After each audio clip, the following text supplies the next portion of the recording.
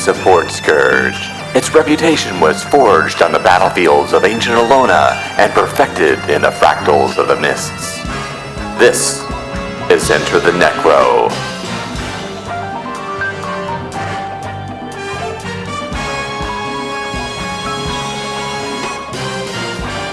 Starring international Support Scourge star Nyx the Oracle, world-renowned Hollowsmith Gygax as DPS Monkey, and Roger as himself. Your dragon style is no match for my chicken style. Enter the Necro, a major motion picture event coming soon.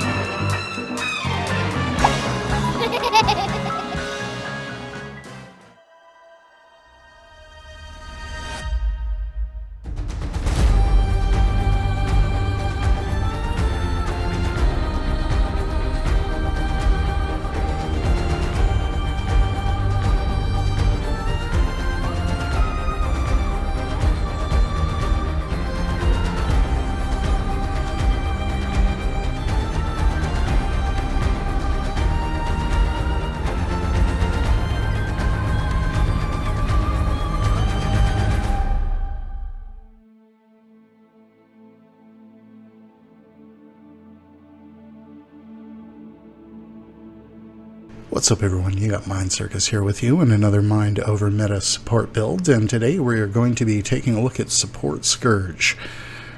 But before we get started, if you are new to Guild Wars 2, new to the channel, or just haven't done so yet, I am currently farming likes and subscribes in an effort to build the channel, and would greatly appreciate it if you want to hook me up with one of those. They are located just below the video. And with that out of the way, hey, Support Scourge. I think it was about a year before Path of Fire when I tuned into one of Mighty Teapot's streams, and he was theory crafting a healing necro. And the idea of it kind of blew my mind. I kind of fell in love with the idea. But, you know, several iterations of my attempts to make it work later, I kind of gave up on it. And it was really that at that point I kind of realized we didn't have the ability to make a support necro truly viable. But Path of Fire and Scourge really changed this. So now not only is Support Scourge viable, it's actually really strong situationally. The main benefit of the Support Scourge will be the ability to meaningfully contribute to your team's DPS. It's also got insane res potential.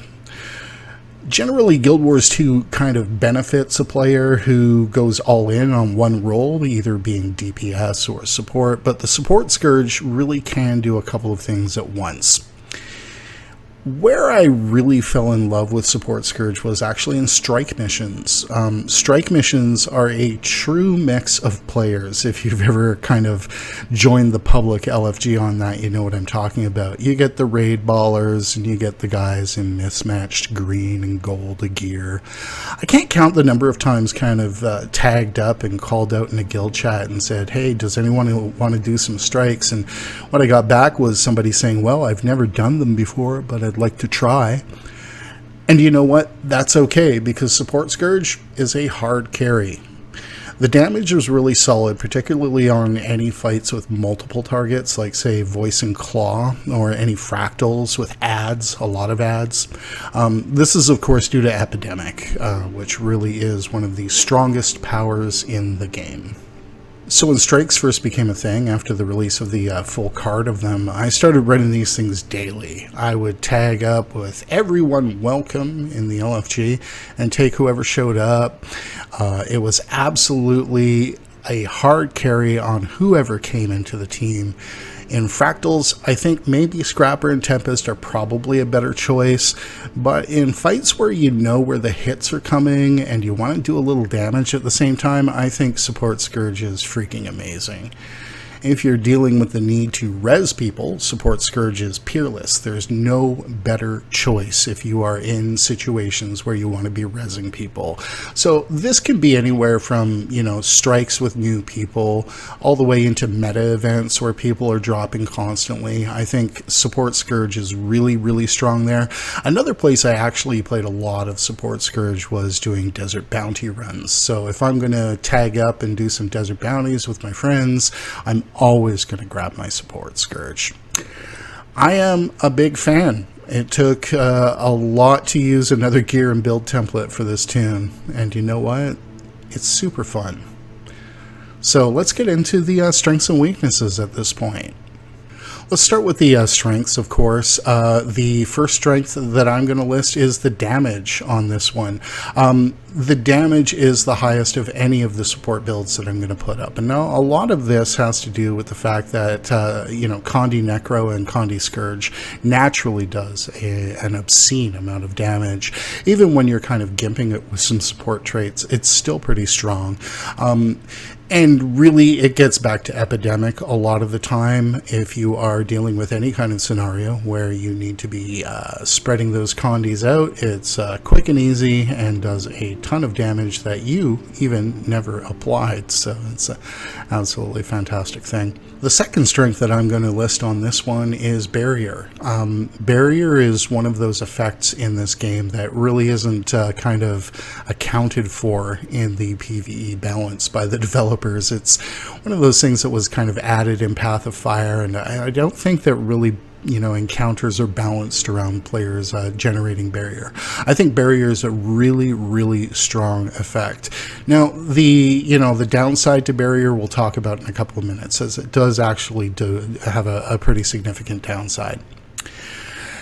And the third is the res potential. The ability to res people on this build is absolutely out of control. You can take it a couple of extra steps. I'm not using Mercy Runes. I never have used Mercy Runes on this one, but if you're going ahead into situations where you're going to be resing people on a regular basis and leveraging that part of the build, then you absolutely want to be taking those Mercy Runes. The res potential on Necro is really, really strong, thanks to a trait, and we'll take a look at that when we get into the traits. In terms of the weaknesses of this build, it gets back to what I was hinting at when I talked about Barrier. It's predictive. While a lot of other support builds are going to be healing people, this one doesn't generate the strongest heals in the world. What it means is that in order to effectively use Barrier, you need to know when those hits are going to come. So it works best on encounters where you are in situations where you know those hits are coming. So any kind of structured event, and I get back to the strikes on this one, where we can have a really good idea of what's coming next at any point because they're heavily scripted encounters. We're going to be effective there if we know what's coming. The difference, obviously, between Barrier and healing is healing will last, Barrier will not. So once it's actually sopped up the damage, Barrier will disappear right away. So very predictive. It's the kind of thing that you want to know what's coming before you start using those powers. Number two, as I just mentioned, though, is weak healing. This build probably has the least heal potential of the three that I'm going to be putting up, that I've committed to in this series. It's not to say that the heals are awful or bad or anything like that, but it doesn't have the same healing potential as the Scrapper build that I put up a couple of days ago, or the Tempest build that I'm going to put up in a few days. So keep that in mind. The heals are really not what you would hope for in a support build. That said, if you're going back and you're utilizing the Barrier correctly, you don't feel it as much. And finally, boon generation. There aren't a lot of boons that are generated by this build. There are ways to get more boons, but I'm going to show you the build that I actually run and the build that I actually have been very successful with. It doesn't generate a ton of boons. Now, that's going to be a little strange because we're using Plague Doctor's gear. I'm going to be doing a couple of different kind of things in order to leverage the strength of the concentration in the Plague Doctor's gear, so keep that in mind. So with all that said, let's get into the build and the gear. And we will start with the build here at this point. We'll go down here and we'll take a look. This is my strike healing build. And what we will be running is Blood Magic, Curses, and Scourge. Under Blood Magic, we've got a couple of traits here that I find really impactful. The first one here is Ritual of Life, which casts Lesser Well of Blood when reviving an ally. wells of blood revive allies with every pulse. Now, what this means is that when an ally goes down and we go to res them, we're going to put a healing well around us, which is really, really strong, a very strong healing well. So it's also going to revive people quicker. It's a very, very impactful skill. And regardless of how you end up running this build, this is one of those non-negotiable traits, and I will actually probably say that all three of the traits under Blood Magic are non-negotiable. We're also going to be running Vampiric Presence. The reason that we're running this, there are obviously two other options here. There's the Warhorn skills. I don't use the Warhorn on this build, so this really doesn't apply to us. Life from Death, heal and partially revive allies in an area when you exit Shroud. The healing on this trait is really just not as strong as you'd hope. Now, what we will be running, however, is Vampiric Presence. Vampiric Presence gives the nearest 5 people, or the 5 people in your squad or your line, the ability to leech life as they're attacking, so you and your allies siphon health with attacks. This effect increases while you are in Shroud, so this is a really a much better alternative than the other two. And finally, we'll be using Transfusion. Now, for those of you who don't know what Transfusion is, Transfusion takes a downed ally and teleports it to you when you use your Shroud 4. That is massive, massive value. I find this one of biggest value in large legendary bounty runs where people are dropping like flies and you can easily just teleport them to you. It's an absolutely fantastic skill. This is one of those ones that when I first figured it out and how to use it, really kind of transformed the class to me, and really made the support build what it is. So we'll definitely be running that. Under curses, this is where we're going to get our damage from. We're going to be using Insidious Disruption, disabling a foe, inflicts torment on them. This is a little bit of torment, absolutely a good thing. We'll be using Master of Corruption. The main reason we're going to be using Master of Corruption is actually because we're going to be using several corruptions. Now, one of the things to understand about corruptions is they actually impact you, and when running Master of Corruption, you can run into situations where the effect on you actually becomes significant. Without this trait, I actually don't find that the downside to corruptions is really something I need to worry about.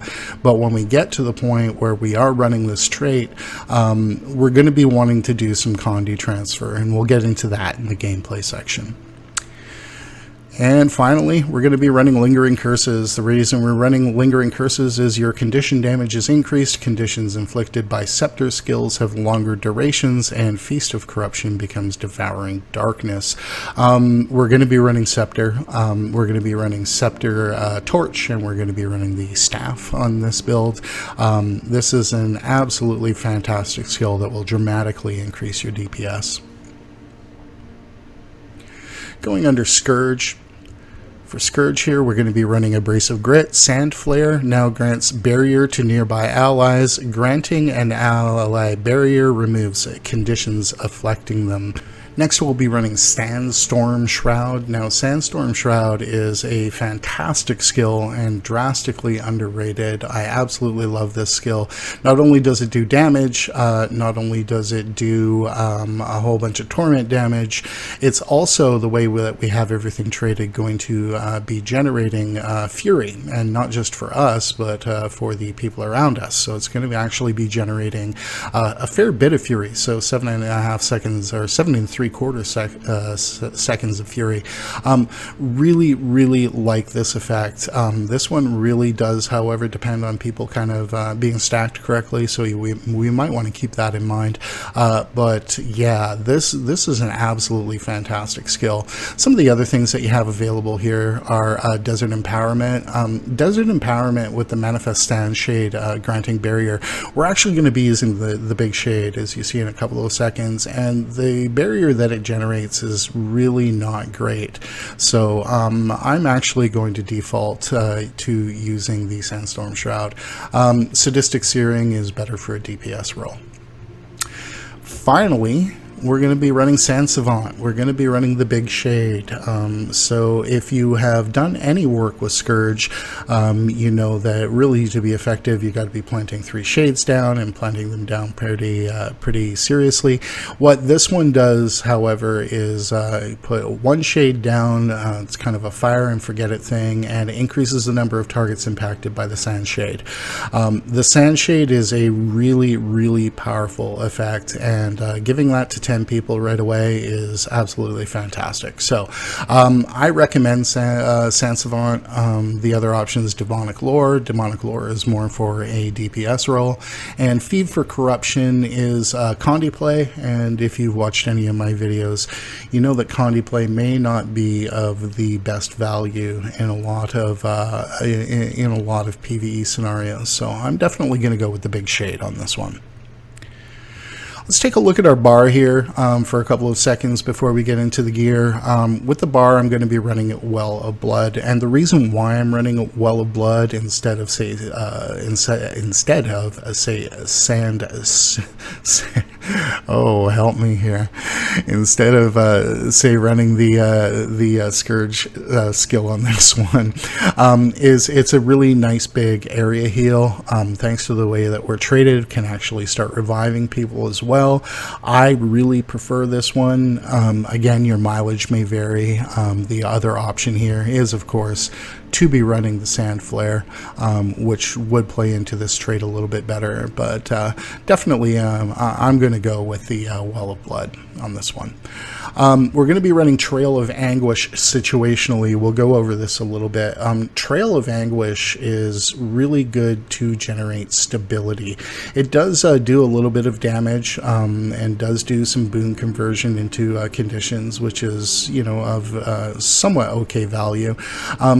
But really, Trail of Anguish is going to be the ability to dump some stability down, and thanks to, of course, our Plague Doctor's gear is going to dump that down for a fair bit. So I find on encounters like, say, Shiver Peaks Pass or the Fractals being good examples of encounters with a lot of knockdown and knockback. You know, preemptively tossing down Trail of Anguish is a big value. We're going to be running Blood is Power. Blood is Power is going to be our might generator. It is, however, important to note that Blood is Power really becomes, you know, a noticeable thing when we are talking about the trade up here, Master of Corruption, really starts to impact you. So Blood is Power is going to generate might. It's going to generate 5 stacks of might for 31 and a quarter, or sorry, a half seconds. That's a lot of might. And really on a class that doesn't generate a lot of boons in the first place, this is an absolutely fantastic thing to run. There are options, and we'll go over those in a couple of seconds. I'm going to be running Epidemic. I will not run Epidemic on any encounter where I'm just fighting one boss, and we'll get to, you know, the previous example that I mentioned, like the Fractals or the Shiver Peaks Pass strikes. I'm not obviously going to run Epidemic on those encounters. It's of limited value there, and we'll take a look at some of the other options in a second. Finally, we're getting into Plague Lance. Plague Lance is a Condi bomb. It's that simple. It dumps a whole lot of Condis down. It's absolutely a fantastic skill. You could run Ghastly Breach here, but I figure if I'm already running the trait that is increasing the cooldown, or sorry, decreasing the cooldown on our corruptions, and obviously Plague Lance is a corruption, I'm going to be running this. This is a big part of our DPS, really, and making sure we're firing this off cooldown on any significant area is going to be huge. There really aren't any other good choices here. Ghastly Breach you could go with, which is another Condi bomb, which actually generates some might, which is kind of okay, but I find that Ghastly Breach is better used in competitive, say, World versus World. A couple of the options that we have available to us here on this one, really. On the Whisper of Jormag fight, you're obviously going to want to run the one summon, which, you know, that's kind of a no-brainer there. But other than that, you know, if I need some CC, I'm going to run Spectral Grasp. If I need a little bit of projectile hate, I'm going to run corrosive poison cloud, and really the other option here is Well of Power, which is actually going to generate a substantial amount of might. I like Well of Power a lot. It's also a good little stun break and a quick little blast of stability for your team. So Well of Power is one of those ones that I'll actually run here as well. Definitely of decent value. So with that said, let's go ahead and take a look at our gear, and as I mentioned earlier, we are running Plague Doctor's gear, and we are running Plague Doctor's gear. Now, Plague Doctor's gear is best gained, and I will tell you this from experience, is best gained through stat selectable means. Your other way of gaining Plague Doctor's gear actually comes from the Korna map, the Domain of Korna map, and it's awful. It's an awful acquisition method, and I say this from experience. So I will absolutely recommend that you go out and get any kind of stat selectable gear to gear this up. I am also running a staff. All right, and I don't have a second sigil in my staff right now, but we'll go over sigils in a second. I'm running Torch, and I am running a Scepter. Now, with the gear, again, it's Plague Doctor's gear. I'm actually running pack runes. I'm not going to lie, I stole this idea from Lady Kitty. And really the reason that I'm running this and the reason that I find it effective is that the boon generation on this one becomes impactful. On a 30-second cooldown, we're granting 5 stacks of might, we're granting Fury, and we're granting Swiftness for 8 seconds. These are really impactful boons, and they just kind of cycle up on their own. Maybe not the meta choice, but in terms of leveraging the concentration from this set, I've actually found this to be a solid contributor. Other options here are going to be running Monk Runes for the healing impact, but since what I mentioned was that, the healing itself on this build may not be as strong as, say, other ones, it doesn't leverage those Monk Runes really well. Rebirth Runes were a nice cheap alternative, but again, kind of ended up as a second-rate monk rune.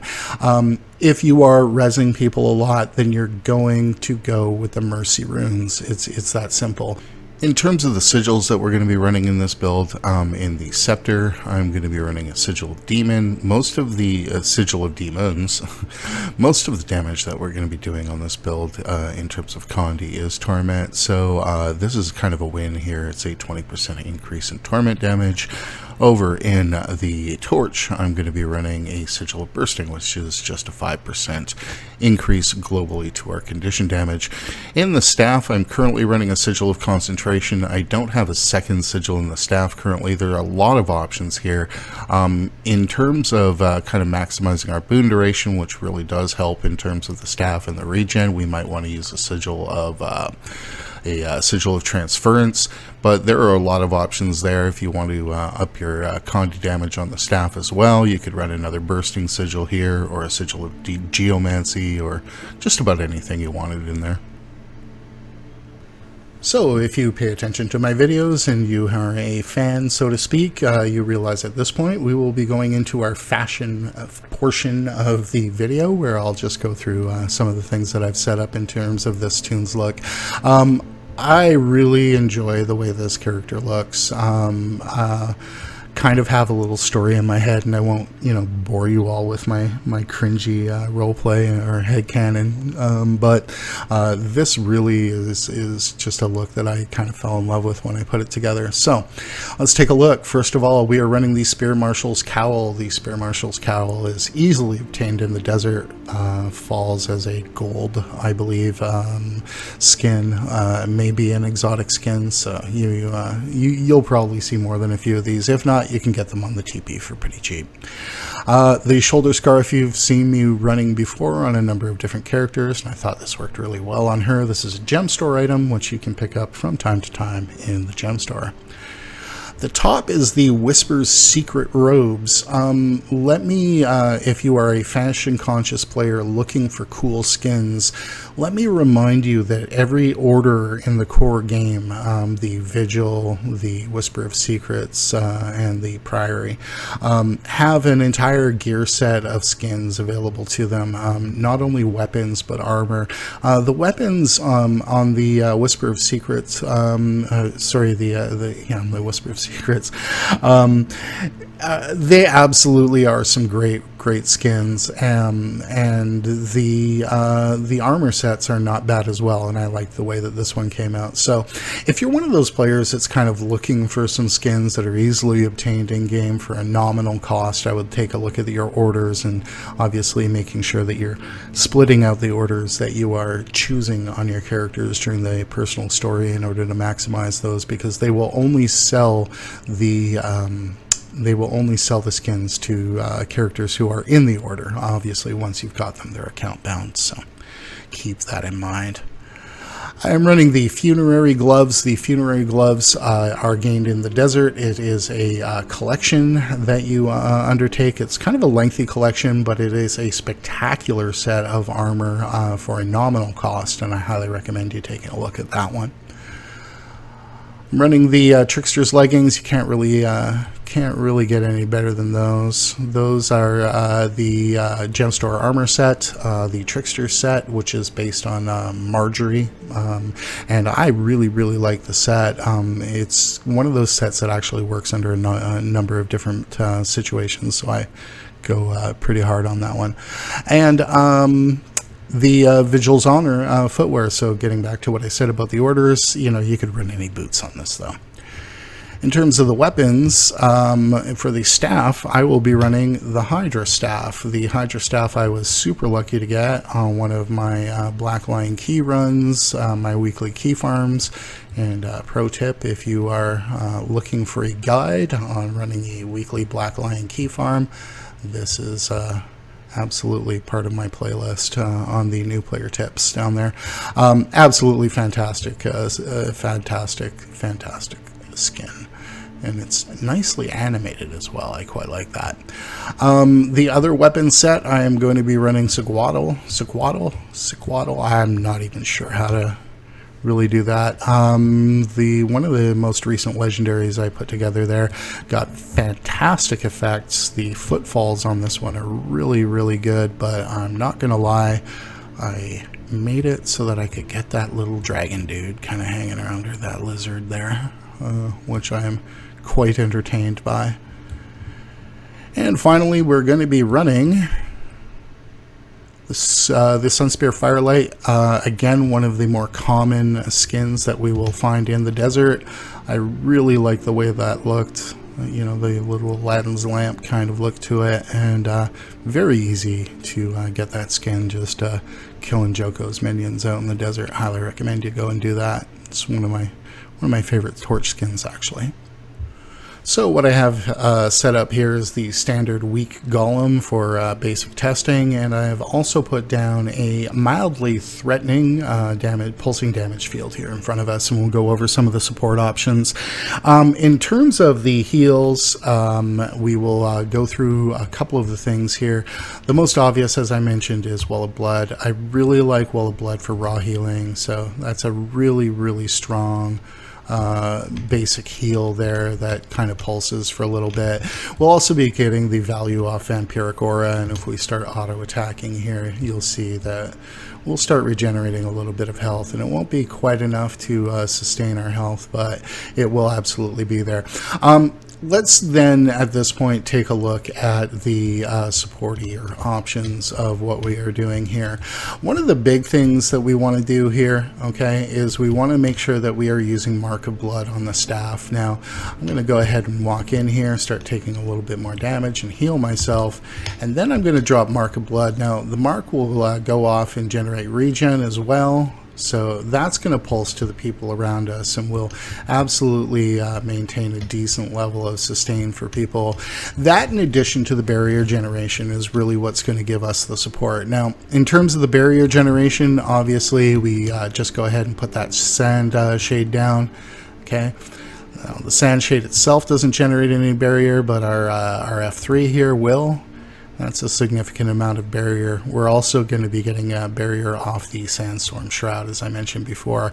This is a more significant amount and generates some fury. So as you see, the barrier drops, okay? So we want to keep that in mind. It's not a heal. So we want the permanent healing, we'll use the Well of Blood.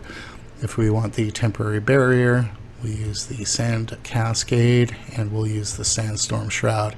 And again, keeping in mind that that Sandstorm Shroud is absolutely also generating a whole bunch of fury. With that and the pack runes, you can see that we are generating a decent amount of fury, and in fact, we are permitting fury. And that is nothing to shake your fist at. Generating might on this one is as simple as blood is power, okay? But as you see, as we generate that, my health starts to drop here. So what we are actually going to do is come in here and put this mark down. All right, and that mark will absolutely go ahead and put that torment back down on our victim. So that is the one thing that we want to keep in mind when we are building up the might. It's going to start to kill us. It's going to kill us very noticeably. So coming in here with the putrid mark, which damages enemies and transfers your conditions to them when triggered, is going to be the way that we handle that. On the staff, not too much to say. Our main uses on the staff are going to be Mark of Blood. Okay, we're going to get a little bit of conditions, some poison off this, and really, I'm going to be honest with you, this is some pretty face roll stuff. Okay, I'm going to come in here, I'm going to hit my heal there to bring that up, generate some might on people, throw down Plague Lands, and with the staff, I'm going to start transferring those conditions back to them. Okay. And there we go. So keep all that in mind. It's kind of important when we're talking about the shades here. The Sand Cascade is of value. The Garish Pillar is of value. It generates fear. Fear is some good break bar hate. We'll take a look at that in a couple of seconds. And obviously we want to be hitting the Sandstorm Shroud. I'm going to be using, obviously, the barrier very selectively. It's not the kind of thing that you can kind of face roll over, unlike, say, a PvE damage Scourge, which, you know, you just go F2, F3, F4, F5 kind of thing, or running it in World versus World, which is similar. In PvE, during these kind of encounters, if you are the only support, you definitely want to keep that in mind, that you are not really going to want to kind of face roll those keys. You're going to want to use those pretty judiciously. Going over here into the other weapon set, I think the really important things to understand are, one, a big part of your damage is going to be coming from completing your auto attack chain on your scepter. Definitely want to be hitting that auto attack chain. We will be getting some damage and some soft CC off the 2, okay? And then Devouring Darkness, all right, which will generate some torment.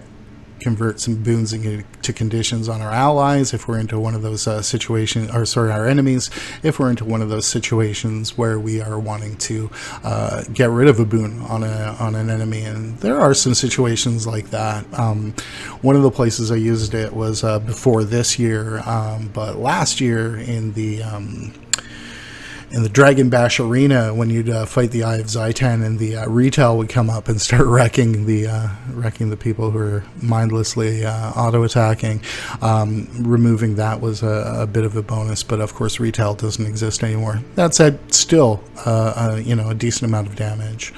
We're going to be running Harrowing Wave. Harrowing Wave is damage. We're going to be running Oppressive Collapse. Oppressive Collapse is also damage, and really it's that simple. We're also going to get some break bar hate off that, and we'll go into our break bar hate here in a few seconds. So finally, let's take a look at the break bar hate on this. I have set up an average break bar in here, and let me actually go ahead and turn this pulsing damage off so we can kind of do this with impunity here. Let's come in here at this point and take a look at the break bar hate. So first, when the shade is up, I'm going to hit him with the fear. The fear is obviously break bar hate. We're also going to be getting a little bit of soft CC, or actually a whole lot of soft CC. Okay, off Plague Lands, and you'll see that starts to in a couple of seconds. Pulse and bring that bar out down a little bit with some soft CC, so that's actually starting to become more and more impactful as it goes along. So especially against a stationary enemy, Plague Lands is a really big win. Oppressive Collapse, obviously, as I mentioned earlier, is going to generate us a whole lot of break bar hate like that, and that brings that break bar down to just about nothing. We obviously can just flip over here at this point, dump down some marks, and do the rest of it. And that's how we're going to break the break bar on that. With the marks, I'm just going to spam them. I'm not even going to front on that one. Just spamming those marks there will get me the value that I need off the staff. The staff's major value is going to be the transfer of the boons. Sorry, the transfer of the conditions once we are loading up via the Blood is Power and Epidemic and Plague Lands. So it's important to keep that in mind. Other things to keep in mind on this one is, and really I can't really demonstrate it here at this point, but when we're talking about generating the stability that I was talking about earlier, let's go ahead here and just reset our golem. So we'll remove the golem and we will spawn a new one. We will call him Average, Weak, and we will please spawn our golem. Did we get one with a Defiance bar? We absolutely did. So keeping all this in mind here at this point, it's kind of important to understand what I was talking about when we are running, all right, the Well of Power, which will generate us some stab. If we're talking about one of those situations where the boss is knocking people down on a regular basis, and I know that hit's coming, as I mentioned, this is a very predictive build, I'm going to go ahead, I'm going to jump down Trail of Anguish and kind of run around in a little circle and make sure everybody's getting some of that. Then I might jump down Well of Power. Now, Well of Power is going to generate some might, a decent little amount of might. And really, you know, I'm probably going to be running the other corruption at that point to generate the might as well. So doing that, that'll generate a whole bunch of might for my team. And that really is kind of the down and dirty of it. I can't stress enough that the real benefit of this build comes from knowing when the hits are going to occur. So definitely keep that in mind. And that, my friends, is Support Scourge. This is a very off-meta way of running it, particularly with the runes. I absolutely really preferred running it this way. I've run it all the other ways. This is the one that actually got me the best results. That said, again, if you are going to be rezzing people, definitely go ahead and get those Mercy runes. They are straight up overpowered. And that's really it. Hey, I hope you enjoyed this one. I find this build to be a ton of fun. I have played the living hell out of it, and really, you know, it's fantastic. I really just can't say more about it than that, and I hope you get some value from this. So with all that said, hey, I'm going to thank you guys very much, those of you who made it all the way through the video to the end here. I am going to also remind you to have fun in game and min-max your real life, and we'll see you again in the mists.